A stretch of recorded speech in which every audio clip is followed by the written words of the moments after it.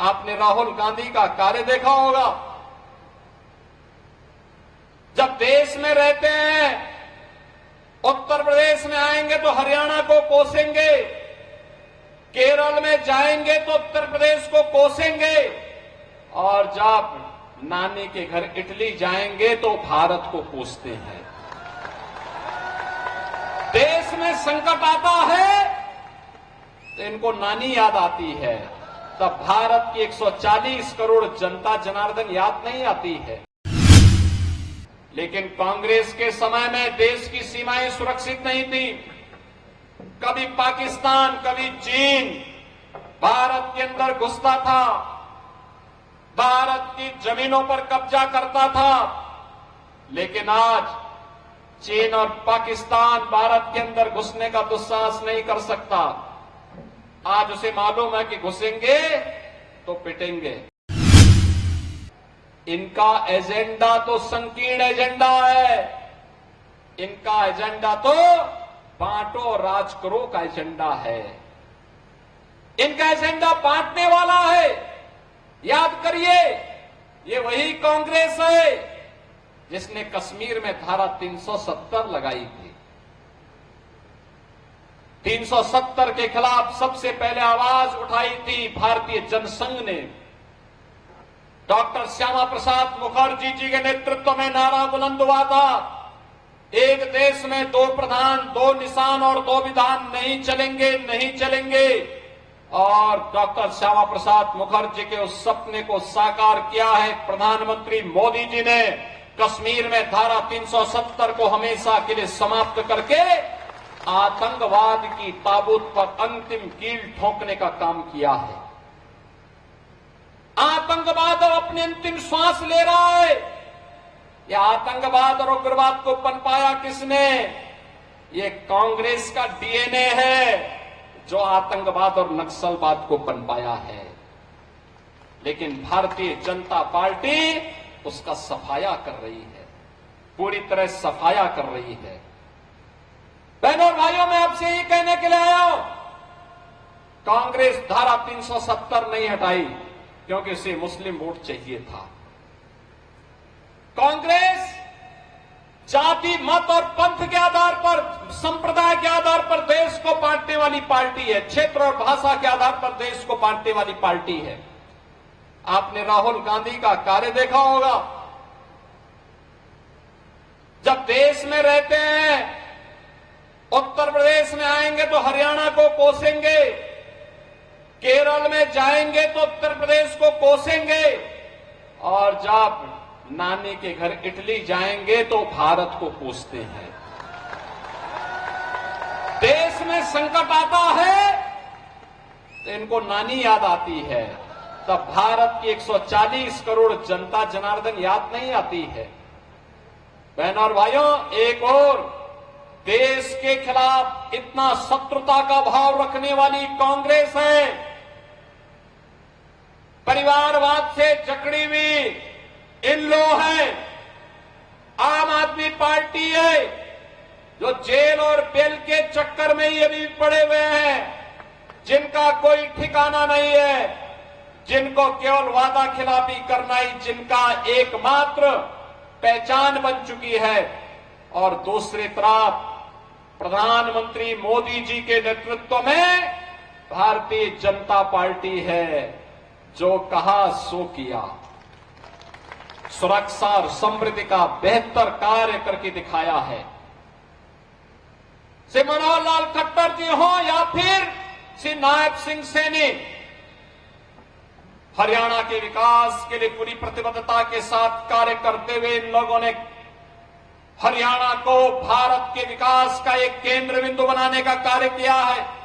अभी मैं आया हूं यहां पे, सबसे पहले मैंने यहां देखा है, जैसे ही मैं सोनीपत में आया, यहां पे इस राई में आया हूं, मुझे यहां के स्पोर्ट्स यूनिवर्सिटी के दर्शन हुए। स्पोर्ट्स यूनिवर्सिटी, देश के अंदर 3 स्पोर्ट्स यूनिवर्सिटी बन रही है, एक हरियाणा में और एक हम यूपी में बना रहे हैं। यूपी में भी एक स्पोर्ट्स यूनिवर्सिटी बन रही है। बहनों और भाइयों, सोनीपत हो या पानीपत या बागपत, याद करिए, ये वे क्षेत्र हैं जो आज जनपद के रूप में हैं, जिनको कभी पांडवों ने दुर्योधन से कहा था कि भाई 5 गांव, भगवान कृष्ण ने कहा था ये 5 गांव दे दो, 5 गांव दे दो, संतुष्ट हो जाएंगे पांडव, युद्ध नहीं होगा।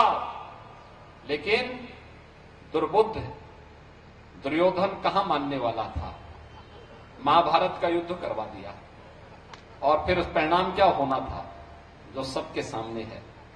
बहनों और भाइयों, मैं आज आप सबसे आह्वान करने के लिए आया हूं, भारतीय जनता पार्टी ने जो कहा सो करके दिखाया।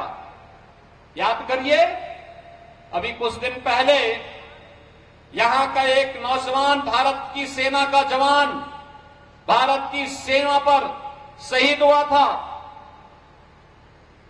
ये हरियाणा के बहादुर जवानों का शौर्य और पराक्रम है, जो देश की सीमाओं की सुरक्षा के लिए सदैव तत्पर होकर के कार्य करते हैं, अपनी पूरी जवानी लगाते हैं। और इसीलिए भारत के इन बहादुर जवानों के शौर्य और पराक्रम के लिए पूरा देश उन्हें सैल्यूट करता है, उन्हें उनके प्रति, उनके बलिदान के प्रति नमन करता है। लेकिन कांग्रेस के समय में देश की सीमाएं सुरक्षित नहीं थी। कभी पाकिस्तान, कभी चीन भारत के अंदर घुसता था, भारत की जमीनों पर कब्जा करता था। लेकिन आज चीन और पाकिस्तान भारत के अंदर घुसने का दुस्साहस नहीं कर सकता। आज उसे मालूम है कि घुसेंगे तो पिटेंगे।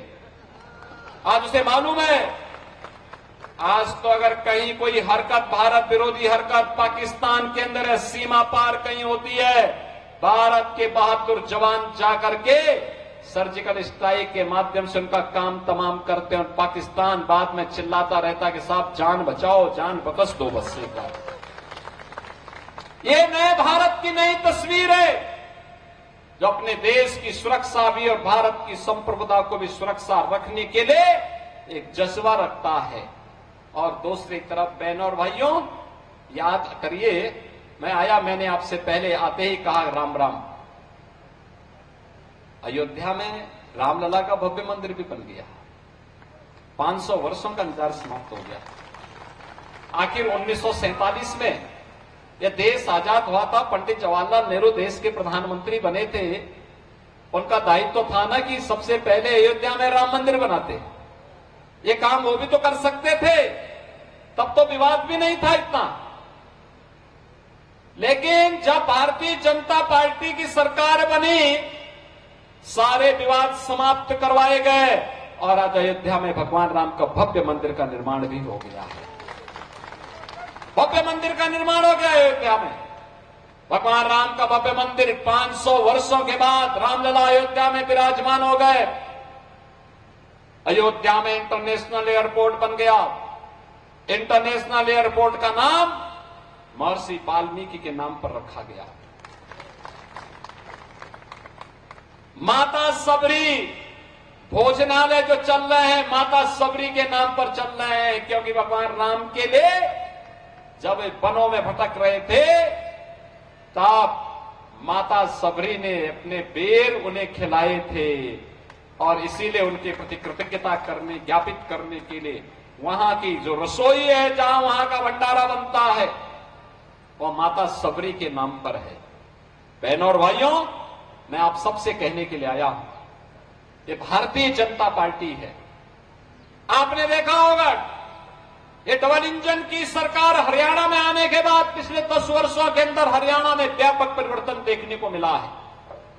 आज यहां पे जाति, मत और मजहब के आधार पर नहीं, बल्कि विकास की बात होती है, रोजगार की बात होती है, किसान को किसान सम्मान निधि की बात होती है, गरीब के लिए आवास की बात होती है, गरीबों के लिए फ्री में राशन की बात होती है, और 1 डिस्ट्रिक्ट 1 मेडिकल कॉलेज बनाने की बात होती है।